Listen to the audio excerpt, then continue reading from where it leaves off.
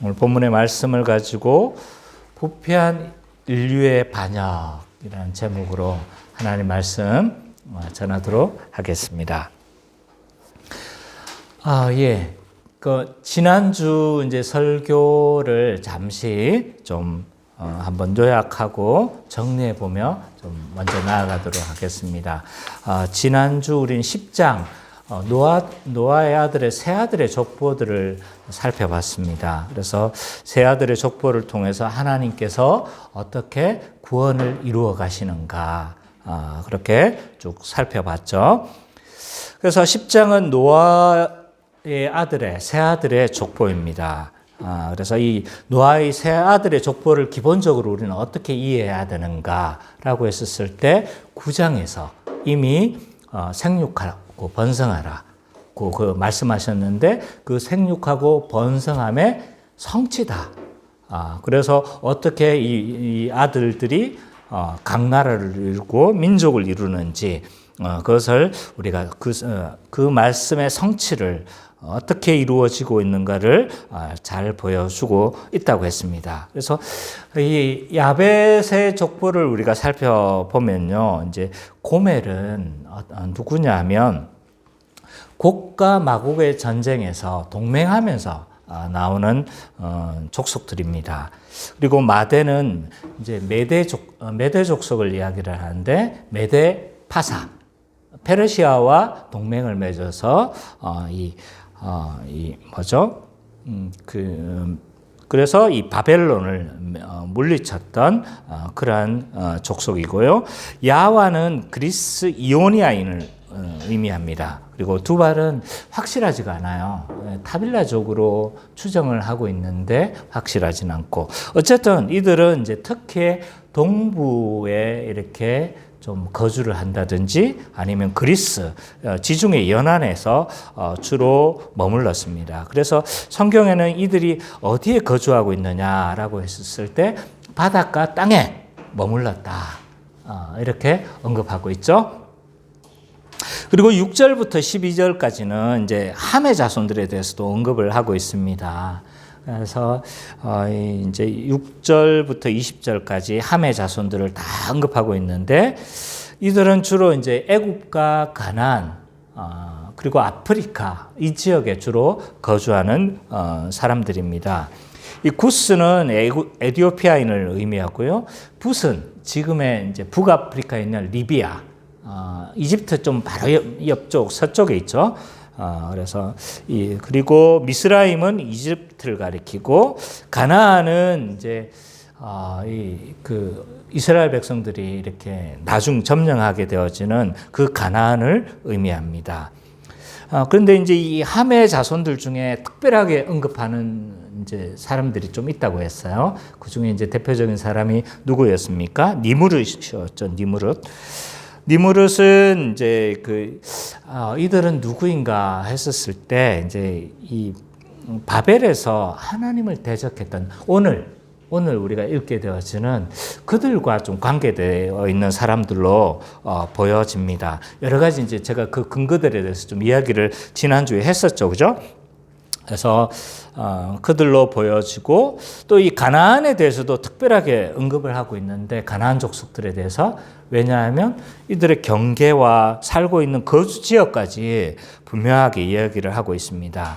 그래서 근데 이들에 대해서 이제 하나님은 독특한 표현을 쓰세요. 흩으셨다. 이 흩으셨다는 표현들은 부정적인 묘사다. 왜냐하면 이 바벨탑 사건 이후에 백성들을 흩으셨다라고 했던 표현과 동일한 표현을 쓰고 있죠. 그래서 부정적으로 이 가나안을 묘사하고 있다는 것을 살펴봤고요. 마지막에 이제 셈의 자손에 대해서 21절부터 31절까지 언급하고 있었는데 이 셈의 자손들을 좀 주인공으로 이 창세기 기자는 좀 언급하려고 하고 있어요. 그 이유가 뭐냐? 맨 마지막에 배치한 것, 그리고 또 이 셈의 자손들에 대해서는 문체가 좀 달라요. 서술체로 해서 문체가 다르게 언급을 함으로 말미암아 이들에 대해서 특별하게 이제 좀 언급을 하고 있는 거죠. 왜 이렇게 맨 마지막으로 그리고 이들을 주인공으로 언급하고 있느냐? 왜냐하면 아브라함이 누구에서 태어나는 거예요? 이 셈의 자손에게서 태어나고, 그래서 이 구원이 이 셈의 후손들을 통해서 일어나고 있기 때문에 이 셈에 대해서 셈의 족속들에 대해서, 후손들에 대해서 특별히 언급하고 있다. 그 중에서도 이 셈의 자손들을 특별하게 언급하고 있는데, 특별히 또 언급하고 있는 사람이 있는데, 그들이 누구냐? 에벨이었어요. 에벨. 그래서 왜 이 에벨은 어떤 사람이냐라고 했었을 때, 셈의 넷째 아들의 둘째 아들이라고 했어요. 그러니까 전혀 이 에벨은 여기 대표로 삼을 만한 인물이 아닌데, 이 에벨을 앞으로 끌고 와가지고 셈의 온 그 자손의 대표로 이야기를 하면서 에벨이 이 셈의 자손의 대표다 이렇게 막 언급을 하는 거예요. 보통 장자를 뭐 세우든지 그래야 되는데, 셈의 넷째 아들의 둘째 아들이니까 손자죠, 그죠? 그 전혀 이제 대표로 삼을 만한 인물이 아님에도 불구하고 대표로 삼는다. 왜? 이 에벨을 통해서 그 아들들을 통해서 이제 두 족속으로 나뉘게 되죠. 하나는 그 한 족속은 아브라함이 나오게 되고, 또 한 사람은 누구였습니까? 바벨론의 좀 시초가 된다고 했죠. 그래서 이들은 이제 여기서부터 이 창세기 3장 15절에서부터 이야기했던 이 하나님의 백성과 또 세상의 백성들이 여기서도 또 나누어지고 있는 모습을 보여주고 있다라고 그렇게 이야기를 했습니다. 자, 오늘은 이 홍수 심판이 끝나고 이제 인류가 번성했잖아요. 그죠? 번성했지만 부패한 인류가 또다시 하나님께 반역하고 또 하나님께 대적하는 이러한 모습을 보여주고 있는 바벨탑 사건을 오늘 좀 우리가 살펴보도록 하겠습니다. 원래 제가 한 장씩 나갔잖아요. 그죠? 한 장씩 나갔는데 여기는 도저히 한 장 전체를 나갈 수가 없겠더라고요. 그래서 이 바벨탑 사건을 특별하게 좀 언급을 해야 될 것 같아서 9절까지만 제가 잘랐습니다. 예, 저의 멘토와 같은 누나가 갑자기 오니까 제 마음의 평정심이 막 흔들려가지고, 예. 어쨌든 1절과 4절을 보면요, 부패한 인류가 반역하면서 인간의 나라, 하나님을 대적하는 인간의 나라를 세우고자 하는 모습을 우리는 좀 살펴볼 수가 있습니다. 1절과 4절을 우리 선미자매가 한번 좀 읽어주십시오. 땅에 언어가 하나요, 말이 하나였더라. 이에 그들이 동방으로 옮기다가 신할 평지를 만들어 거기 거류하며 서로 말하되, 자 벽돌을 만들어 견고히 굽자하고, 이에 벽돌로 돌을 대신하며 역정으로 진흙을 대신하고, 또 말하되, 자 성읍과 탑을 건설하여 그 땅 꼭대기를 하늘에 닿게 하여 우리의 이름을 내고 온 지면에 흩어짐을 면하자 하였더니. 자, 오늘 이 1절과 4절을 봐보니까요, 어떤 탑을 이제 쌓으려고 했던 것을 볼 수가 있습니다. 사람들이 모여서 이 성읍과 탑을 건설하려고 했는데, 이제 이게 어떤 거냐라고 했었을 때, 고고학적으로 보면 이제 지구라트를 의미하는 것 같아요. 그래서, 이 PPT 사진을 좀 하나 좀 보여주시겠습니까? 그래서 보통 이렇게 이제 이거는 이 모양은 우르에 있는 지구라트의 모습이에요. 아마 이런 모습이 아니었을까로 추정을 하고 있습니다. 그런데 이제 그 상상도는 여러 가지가 있어요. 여러 가지 상상도가 있지만 고고학적으로 발견되어진 건 우르에 있는 이제 지구라트예요. 그 모습을 그대로 이제 그림의 모양으로 이렇게 만들어진 건데, 이것을 어떻게 만들려고 했냐면 벽돌을 구워서 돌을 대신하려고 했습니다. 왜 그랬냐? 메소포타미아는 뭐가 없습니까? 돌이 구하기가 더 힘든 거예요. 돌을 구할 수가 없으니까 벽돌을 구워가지고 이 벽돌을 단단한 벽돌을 만든 거죠. 그리고 그 사이에다가 이제 보통 우리는 벽돌 사이에 지금 뭘 놔도 괜찮아요. 벽돌 사이에 뭘 바릅니까? 시멘트를 발라가지고 착착착 이렇게 하는데 시멘트 대신에 지금 그 아스팔트 재료 있지 않습니까? 타르 이런 그걸 붙여가지고 이렇게 이제 건물을 만들었던 거죠. 그래서 굉장히 큰 건물을 지을 수 있는 그러한 기술들이 이미 있었습니다. 근데 그 당시 건축 기술로 이것이 가능했을까? 못할 거라고 생각했잖아요. 옛날에는 못할 거라고 생각을 했어요. 근데 이미 뭐가 발견된 겁니까? 고고학적으로 다 발견되어졌어요. 그리고 실제로 그 사이에 이 타르로 다 붙여가지고 했던 모습들이 다 지금 고고학적으로 이미 이걸 이제 부정할 수는 없습니다. 왜냐하면 이걸 지은 지가 몇 년 전에 될까요? 이게 지금 대략 4,100년 전입니다. 그러니까 지금 우리는 2000년 전이면 지금 고조선 시대잖아요. 그러니까 고조선보다 더 4,000년 전에 이미 이런 기술들이 다 있었습니다. 뭐 우리로 보면 신석기 시대나 이쪽에 좀 우리는 막 돌 들고 지금 돌 깨고 막 이러고 있었는데 저기는 저렇게 이미 건물을 지을 만큼 대단한 기술을 가지고 있었음을 알 수가 있습니다. 어디에 지었냐면 성경의 명칭으로는 신할평지입니다. 신할평지. 구체적으로 어디인지는 정확하게 잘 모릅니다. 그러나 이 신할평지가 어디에 있었느냐? 메소포타미아에 있었다는 건 의심의 여지가 없습니다. 그러니까 메소포타미아 도대체 어디냐? 메소포타미아가 이제 두 강 사이라는 뜻입니다. 그러니까 유브라테스와 티그리스 강 사이를 메소포타미아라고 하는데 그 사이에 어떤 지역이면 분명한데 아마도 이 신할은 이제 이 고대 바벨론으로 모두가 인식을 하고 있습니다. 그래서 메소포타미아 이 바벨론 지역이 분명한 것 같습니다. 그래서 신할 평지는요, 이 메소포타미아 남부에 있었던 이 바벨론 지역에 아마 있었던 것으로 보여집니다. 그래서 이 건물을 지어가지고 도대체 뭘 하려고 했었나? 이유가 뭘까요? 거대한 이 건축물을 지었는데요. 실제로 이제 이 그림은 굉장히 좀 작아 보이지만요. 실제로 이제 그 사진을 검색해 보세요. 우르의 지구라트를 검색해 보시면 어마어마한 크기입니다. 그래서 굉장히 높습니다. 크고. 그래서 이런 거대한 건물을 지어서 도대체 뭘 하려고 했을까라고 했었을 때 성경의 표현은 뭡니까? 이름을 내고 흩어짐을 면하자.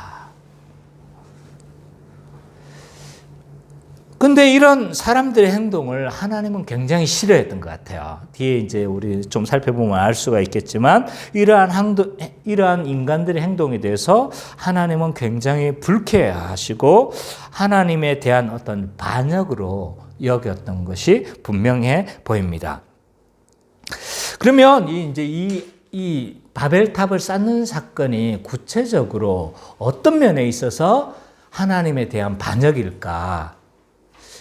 뭐가 탑 쌓는 것 자체가 하나님 싫어하시는 건 아닐 거 아니에요. 건물 짓는데 하나님 싫어할 이유는 없는 거잖아요. 그죠? 이 탑의 어떤 면들을 통해서 이게 하나님에 대한 도전이며 하나님이 왜 불쾌하셨는가 그 이유에 대해서 우리는 좀 살펴볼 필요가 있어요. 근데 여기에 대한 해석이 너무 다양합니다. 이제 몇 가지 타당한 해석을 이제 좀 생각해 보면 그 중에 하나 이제 제가 타당하다고 생각되어지는 건 뭐냐면 이 꼭대기에 이 하늘을 닿게 해서 스스로 하나님을 차지하려는 하나님의 자리를 차지하려는 시도로 본 거다라고 해석하는 사람들이 있습니다. 어느 정도 저는 타당하다고 생각해요.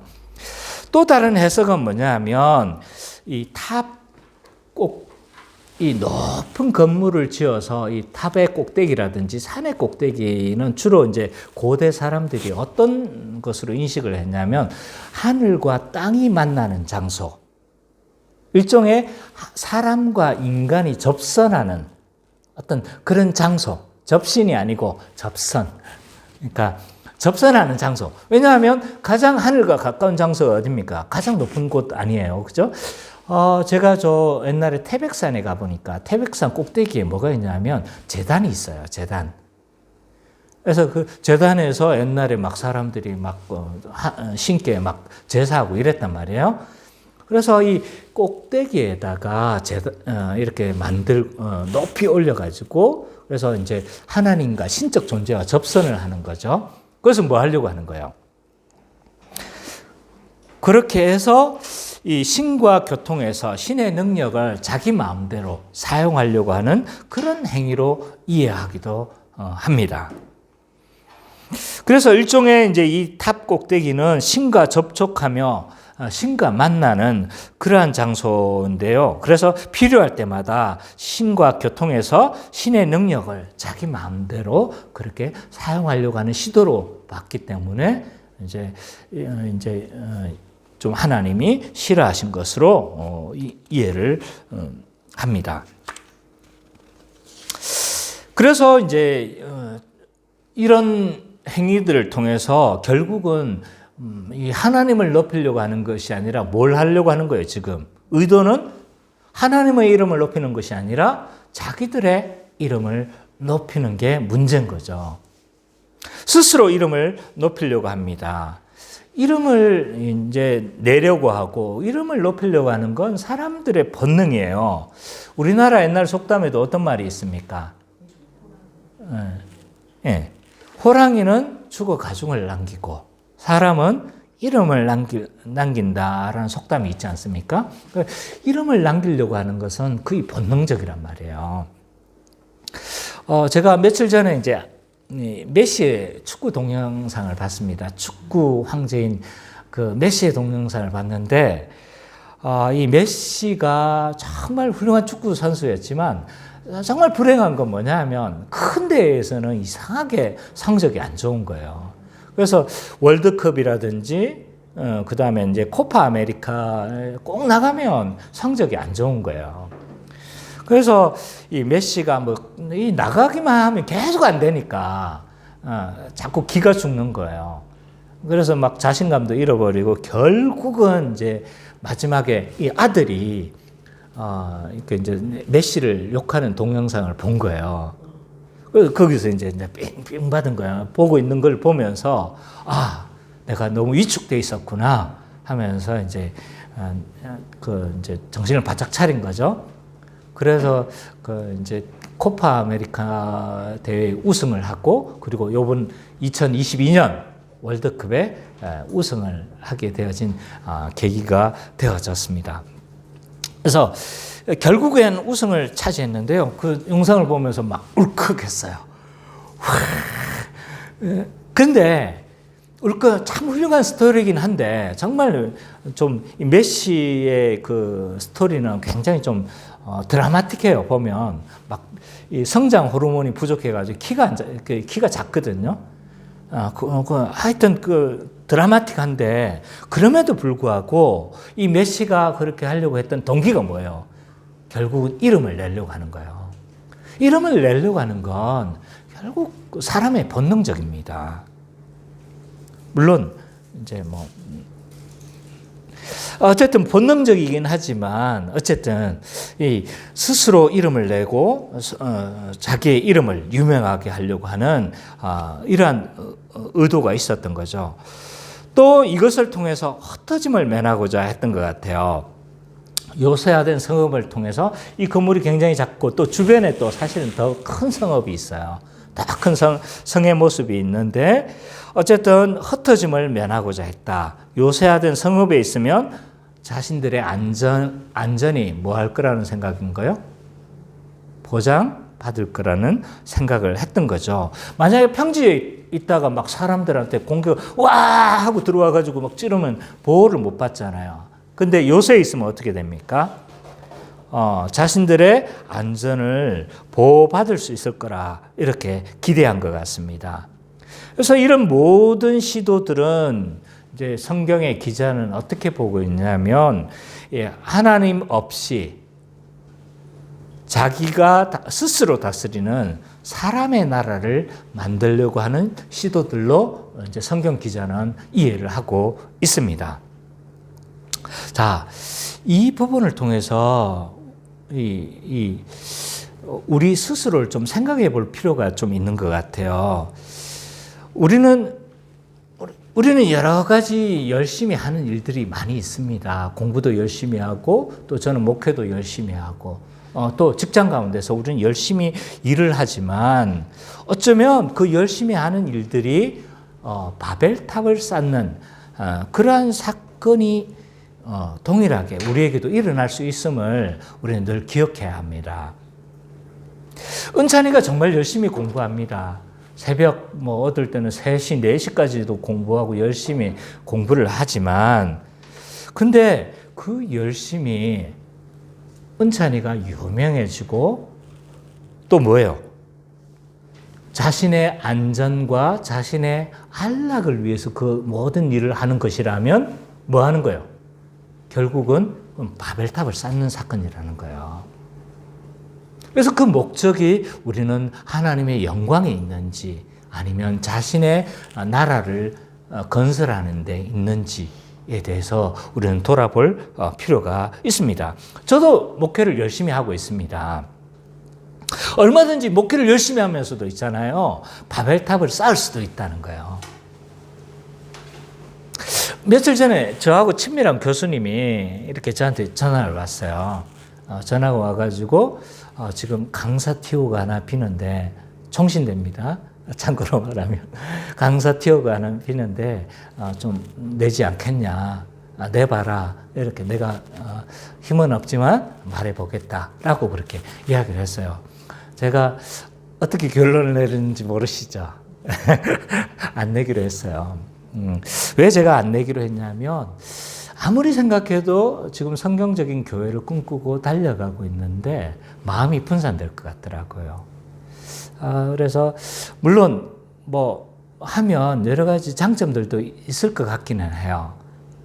그러나 그런 낸다고 해서 또 되는 보장이 있는 건 아니지만, 어쨌든 저는 용감하게 거절을 했어요.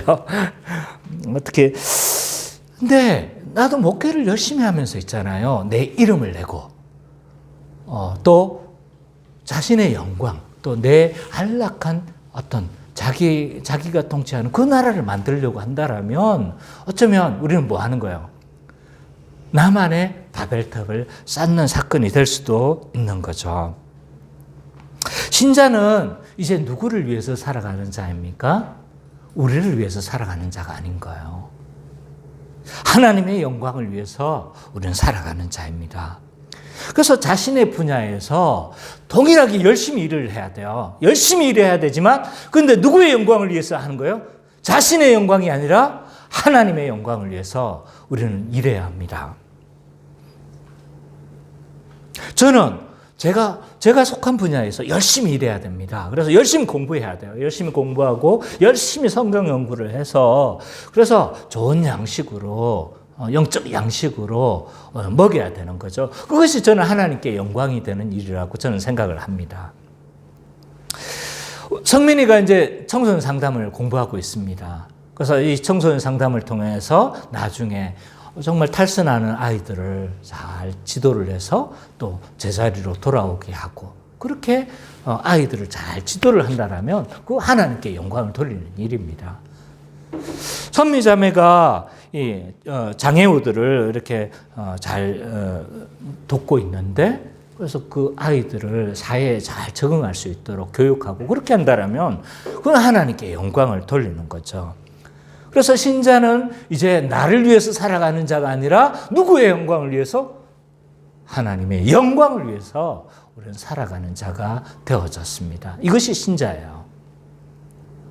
또한 신자는요, 형제 자매를 위해서, 다른 이웃을 위해서 그래서 나의 형제된 교회된 지체, 이웃을 위해서 돕는 배필로 살아가는 자가 또한 신자입니다. 얼마나 우리가 자기 본위적입니까? 그죠? 자기 본위적이에요. 저희 예를 한번 들어볼까요? 제가 이제 목사님들과 축구를 자주 합니다. 매주 축구를 하는데 제가 주로 서는 포지션이 뭔지 아세요? 수비예요, 수비. 축구를 잘 못하니까 수비에 딱 막 선단 말이에요. 수비를 막 써가지고 열심히 제 포지션에서 막 씁니다. 근데 이기면 누구 탓이라고 생각하는지 아세요? 내가 열심히 막았기 때문에 이긴 거라고 생각을 하는 거예요. 내가 없었으면 우리 팀이 망했을 거다. 우리 팀이 졌을 거다. 이렇게 생각을 하는 거예요.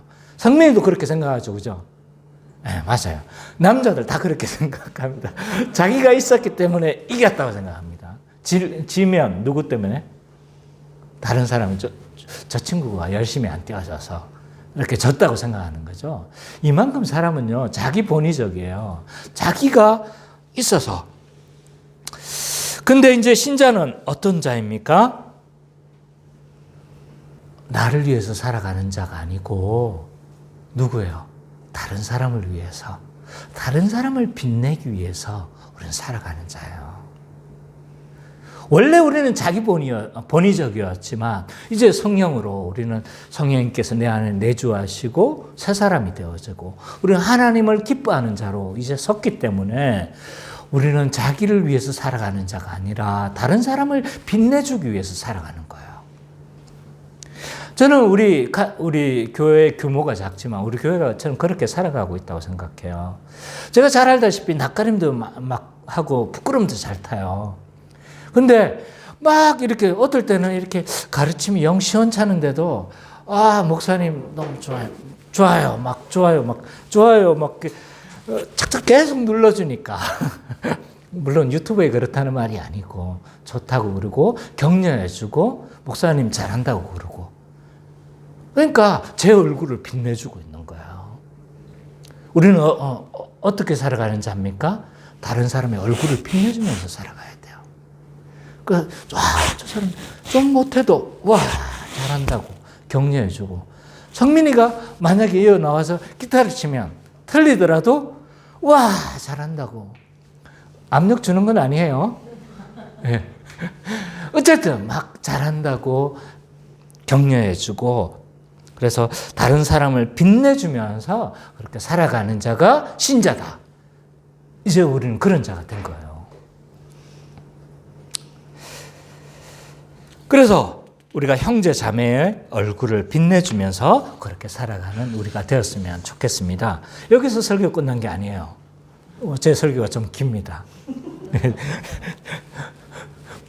끝났을까봐 착각할까봐.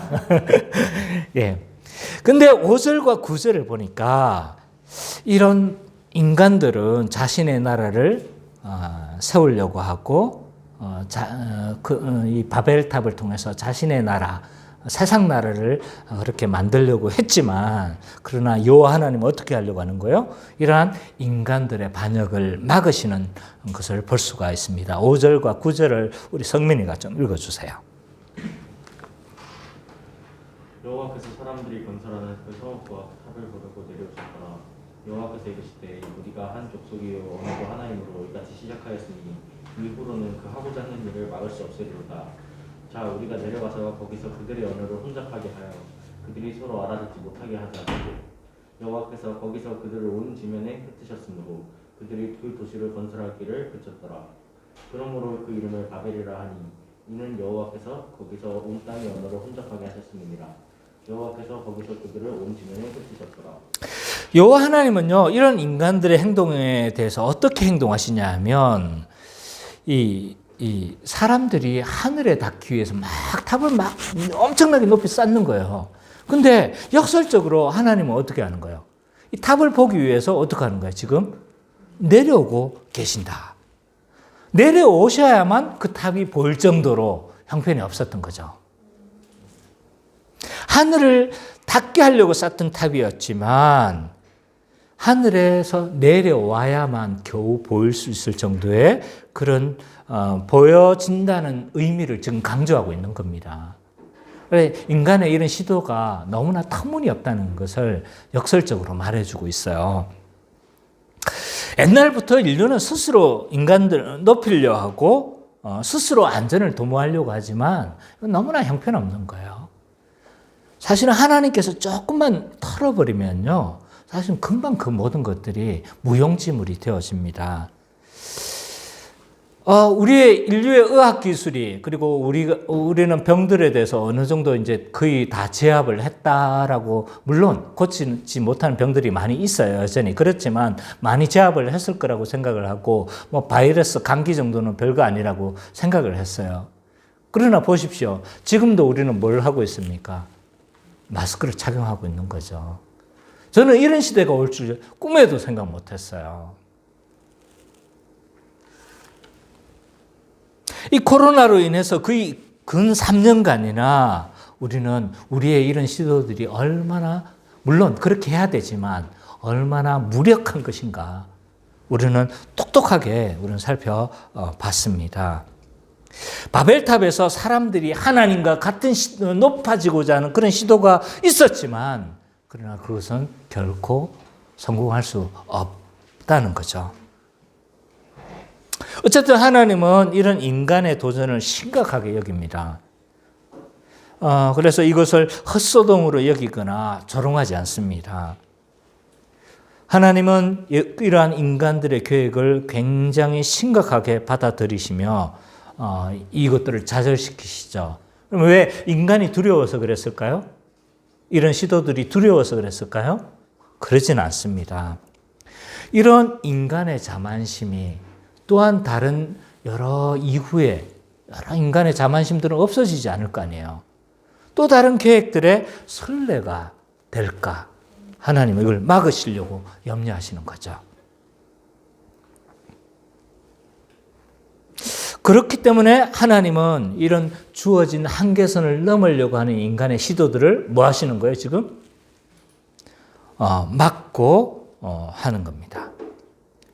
그러면 그 계획을 어떻게 중단시키시는 거예요? 언어를 서로 다르게 해서 서로 말을 알아먹지 못하도록 그렇게 하셨습니다. 그래서 이제 위에 사람이, 저기, 김씨, 벽돌 하나 줘. 그런데 뭘 주는 거예요, 지금? 망치를 가지고, 여기 있어요. 주는데 막 서로 말이 안 통하는 거죠. 그래서 결국은 그 도시 건설이 중단되어지고 흩어졌습니다. 그래서 그 도시 이름을 바벨이라고 해요. 이 바벨의 뜻이 뭐냐 하면 혼란스럽게 하다, 뒤섞다, 이런 뜻을 가지고 있습니다. 이런 바벨탑 사건은요, 하나님처럼 되고자 하는 불순종의 역사에 어쩌면 정점에 서 있는 그러한 시도라고 할 수가 있어요. 아담의 타락 이후 인간은 스스로가 왕이 되려고 하는 이런 시도가 계속적으로, 우리가 1장부터 계속 묵상해 왔지만 계속적인 시도가 있었어요. 아담과 하와 그 아들 가인은 어떻게 한 거예요? 어떻게 이런 시도를 한 거죠? 하나님이 보여주셨던 그 예배의 방법을 가인은 어떻게 하는 거예요? 무시하시는 게 아니죠, 그죠? 무시하는 거죠. 노아 시대는 어떻게 했습니까? 생각하는 모든 것이 악해서 모든 생명을 썰어버려야 될 정도로 이렇게 악한 상태가 되어졌습니다. 바벨탑에서는요, 하나님이 주신 문명으로 말미암아 하나님을 대적하고 세상 나라를 건설하려고 하는 이런 시도들을 보여주고 있는 거죠. 어쩌면 이 바벨탑 사건은 이 하나님을 대적하고 세상 나라를 이루어가려는 이러한 모습의 정점에 서 있다라고 할 수가 있습니다. 자, 지금까지 이 바벨탑 사건은 세상 나라의 건설이고 또 하나님 없이 복과 안식을 추구하는 이러한 시도였다라는 것을 우리가 살펴봤습니다. 자, 오늘 우리는 좀 어떠한지 좀 몇 가지 면에서 좀 둘러봤으면 좋겠습니다. 우리는 우리의 노력으로 하나님께 닿으려고 하고 있지 않는지 우리는 깊이 생각해야 합니다. 물론 세상의 모든 종교들이 이런 방식이에요. 우리가 노력해서 하나님께 닿으려고 하는 시도인 거죠. 그래서 불교가 어떻게 합니까? 수행하고 면벽 수행하고 이렇게 여러 가지 수행을 해서 해탈의 경지에 이르려고 하는 것, 신적 경지에 이르려고 하는 것, 이게 불교의 그 기본 개념이잖아요. 천주교도 마찬가지죠. 은총을 이야기를 합니다. 은총을 이야기를 하지만 그 완성은 누가 해야 되는 거예요? 사람들이 이것을 이루어 나가야 하는 것으로 이해를 하고 있죠. 그래서 이제 카톨릭을 가리켜서 셈이 뭐죠? 갑자기 이름이 생각이 안 나네. 이 반율법주의라고 할 수가 있습니다. 그래서 은총을 말하지만 인간의 노력을 추구하는, 더하는 이런 것으로 이해가 되어지는데 오늘날에도 이런 시도들은 많이 있죠. 세간점 학파들이 이런 시도들을 하고 있습니다. 은혜로 다 구원 얻지만 그 나중에 그 삶을 통해서 나중에 그것은 확정되어진다. 이중칭의를 이야기를 해요. 이런 시도들은 다 뭐예요? 스스로의 노력으로 하나님께 닿으려고 하는 시도다. 저는 왜 이런 시도를 하는지 모르겠습니다.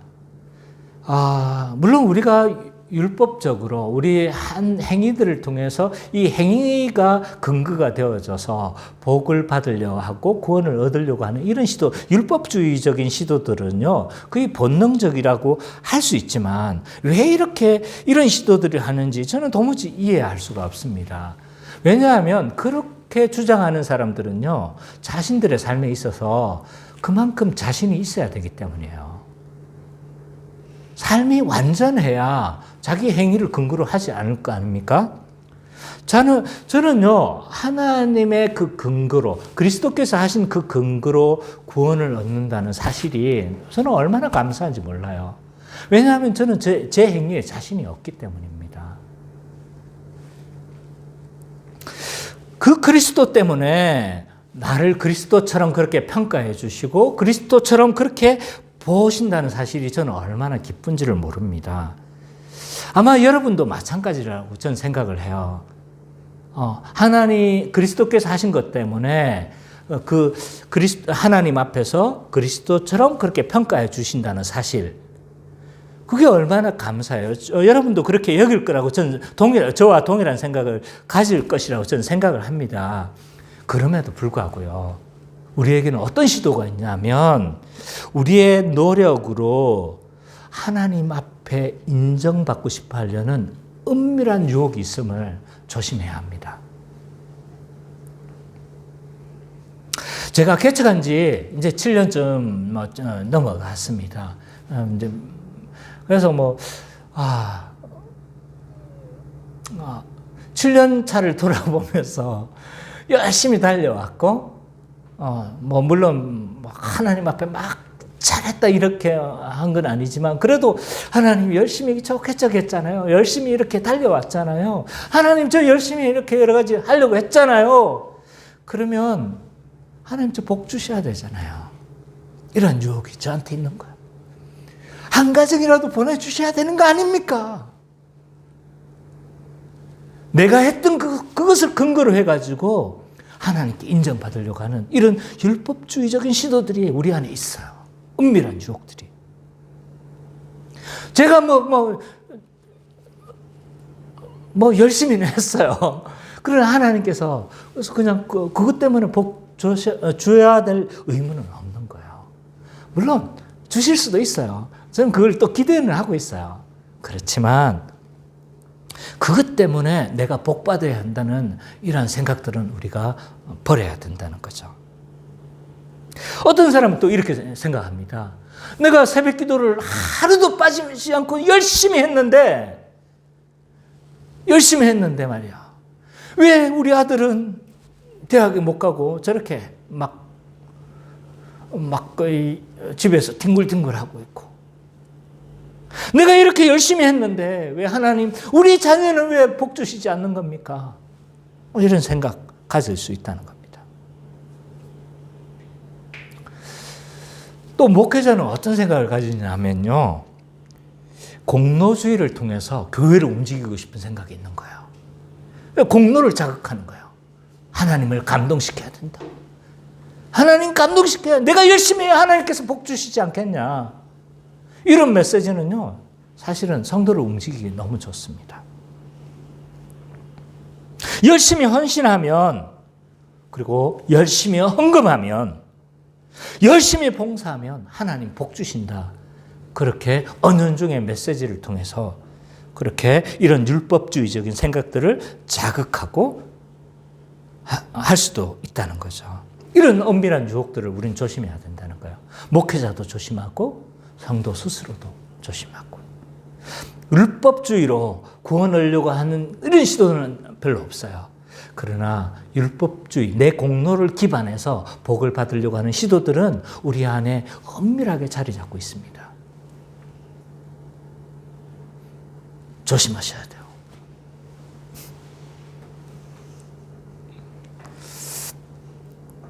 기독교는요, 은혜의 종교예요. 우리가 찾는 것이 아니라 하나님께서 찾아오세요. 우리가 바벨탑처럼 우리가 무언가를 쌓아서 하나님께 도달하려고 하지만 그건요, 불가능한 거예요. 오직 그리스도만이 야곱의 사다리가 되십니다. 하늘과 땅을 이어주는 그 야곱의 사다리와 같으세요. 요한복음 1장 51절 한번 찾아봅시다. 진짜 그런지. 요한복음 1장 51절. 은찬이가 한번 읽어주세요. 요한복음 1장 51절. 또 이르시되 진실로 주시는 너희에게 하늘이 열리고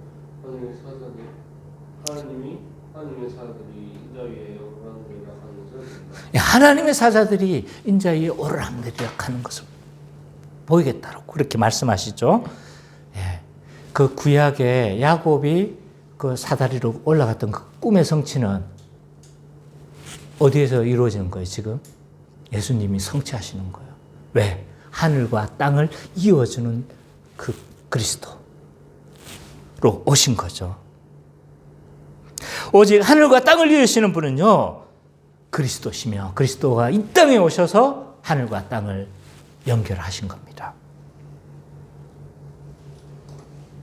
예수님은 자신을 가리켜서 야곱의 사다리처럼 하늘과 땅을 이으시는 분으로 자신을 소개하고 계십니다. 뿐만 아니라 이 땅에 오셔서 하늘과 땅을 이으실 뿐만 아니라 또한 우리의 이름을 높여주시는 분은 오직 그리스도입니다. 오직 하나님이세요. 창세기 12장 1절에서 2절. 창세기 12장 1절에서 2절 한번 볼까요?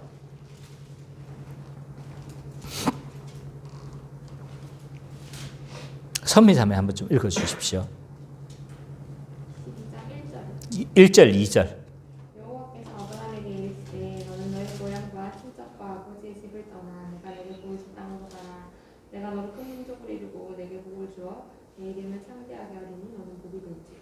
예, 내게 복을 주어 내 이름을 창대하게 할 거다라고 이야기를 하고 있습니다. 이 본문은요, 뭐예요? 잘 아는 아브라함 언약이잖아요. 아브라함 언약이 1, 2, 3절. 근데 이건 누구를 통해서 성취가 됐습니까? 그리스도를 통해서 다 성취가 된 거잖아요. 결국 우리의 이름을 높여주시는 분은 누구신 거예요? 하나님이시며 그리스도신 거죠.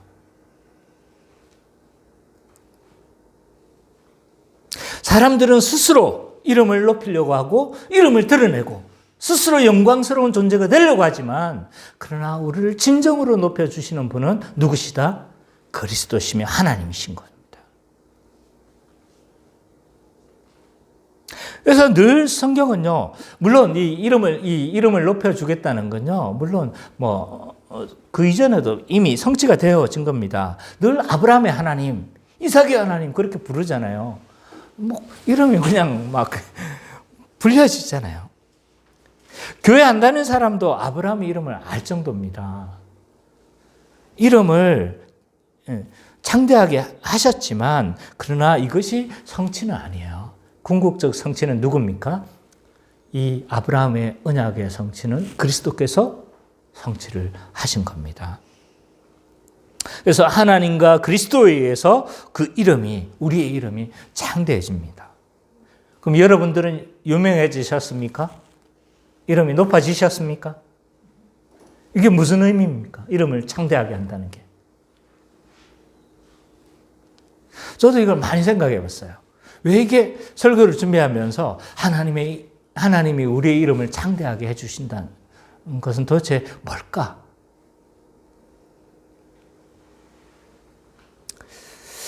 교회인 신자는요, 그리스도에 의해서 이름이 창대해지고 높아지는데, 그러면 어떤 방식으로, 신자는 어떻게 영광스러워지는가? 이건 연합과 생각해야 되는, 그리스도와의 연합과 더불어서 생각해야 되는 것 같아요. 그리스도와 연합함으로 말미암아 우리는 어떤 사람이 된 겁니까? 그리스도를 옷 입었느니라, 이렇게 말씀하고 있어요. 그러면 우리가 하나님 앞에서, 이거 유치한 표현이라고 했어요. 하나님 앞에서 나를 보는데 뭘로 평가하시는 거예요? 우리는 그리스도를 옷 입으니까 그리스도로 여겨주시는 거예요. 그러니까 하나님이 나를 보시면서 평가하기를, 와, 지영아, 너는 그리스도와 같구나. 근데 이게 내가 성취한 게 아니란 말이에요. 누가 성취한 거예요? 그리스도께서 성취하신 걸 가지고 나를 그리스도처럼 여겨주신다고 그렇게 말씀하고 있잖아요. 여러분을 있잖아요. 그리스도와 같이 그렇게 여겨주시는 게 얼마나 영광스럽습니까?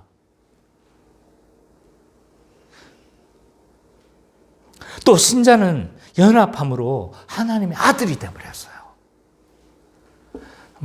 하나님 아들 됐구나. 이게 어떤 의미라고 했어요? 하나님 아들 된 게. 상속자 개념으로 이해를 해야 된다. 근데 이 상속자 개념만 있는 게 아니죠. 뭐예요? 네, 특별한 관계가 형성되어졌다는 거예요. 그래서 성민이 비유를 늘 이걸 할 때는 꼭 성민이 비유가 나오는데, 네, 차에서 막 싸움 붙으려고 그러니까 성민이가 뭐 하려고 하는 거예요? 내가 잘못도 안 했는데 저쪽에서 막 욕하니까 성민이가 그냥 차문을 열고 나가가지고 막 싸우려고 했잖아요. 그죠? 그 벤츠 타고 있는 그 사람하고. 왜 그런 거예요? 왜? 아빠와 특별한 관계니까. 아빠가 욕먹는 거 못 참는 거예요. 근데 성민이가 그렇게 욕먹으면 내가 어떻게 했어요? 제가 삐뚤어 봅니다. 삐뚤어가지고 욕은 안 하겠지만, 하나님과 우리의 관계가 그런 관계가 된 거예요. 그래서 우리가 세상 가운데 어려움을 당하고 세상 사람들이 우리를 공격할 때 하나님은 어떻게 하시는 거예요? 이런 표현은 저급해서 쓰면 안 돼요. 하나님은요, 우리를 어떡하겠어요. 그래서 이런 사람들은, 하나님의 사람들을 공격하고 이런 사람들은요, 진짜 성난 앙콤, 새끼 이런 앙콤을 만나는 것보다 더한 짓을 지금 하고 있는 거다. 왜? 하나님을 분노하게 만들잖아요. 우리는 하나님의 아들이 되어서 있잖아요. 영광스러운 위치에 우리는 서 있는 거죠. 우리 이름이 창대하게 되는 거예요. 또 신자는 연합함으로 왕같은 제사장이 되었어요. 이거는 베드로 전서입니까? 베드로 후서입니까? 생각이 안 나노? 요즘 제 기억력이 이상해졌어요. 생각이 안 나요, 생각이. 어쨌든 왕같은 제사장 됐다는 거, 기억나는 것만으로 대단한 거잖아요. 용서해 주세요. 어쨌든 왕같은 제사장이 되었는데, 왕같은 제사장이 도대체 뭡니까?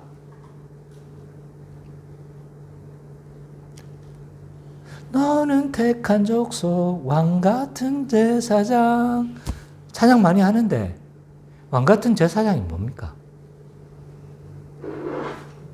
제사장도 아니고 왕도 아니고. 자, 이 헬라어 본문을 보면요, 어떤 걸 수식하느냐에 따라서 이게 좀 의미가 달라져요. 하나는 이렇게 해석이 가능해요. 왕실에 속한 제사장으로 해석이 가능해지고요. 또 하나는 왕 같은 왕적인 제사장이다. 이렇게 해석이 가능해집니다. 근데 이 본문을 딱 이렇게 이제 그 본문을 쫙 흐름을 봐보면 신자가 어떤 위치에 되어져 있는가를 지금 설명하고 있는 거예요.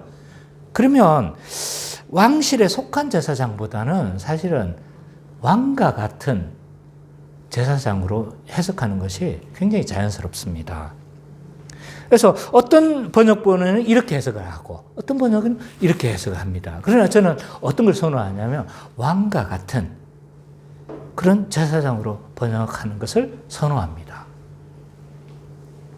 이게 왜냐하면 신자가 어떤 위치에 되어져 있는지를 잘 보여주고 있기 때문입니다. 우리는 어떤 존재가 된 거예요? 왕과 같은 위치에 제사장이 되어진 거야.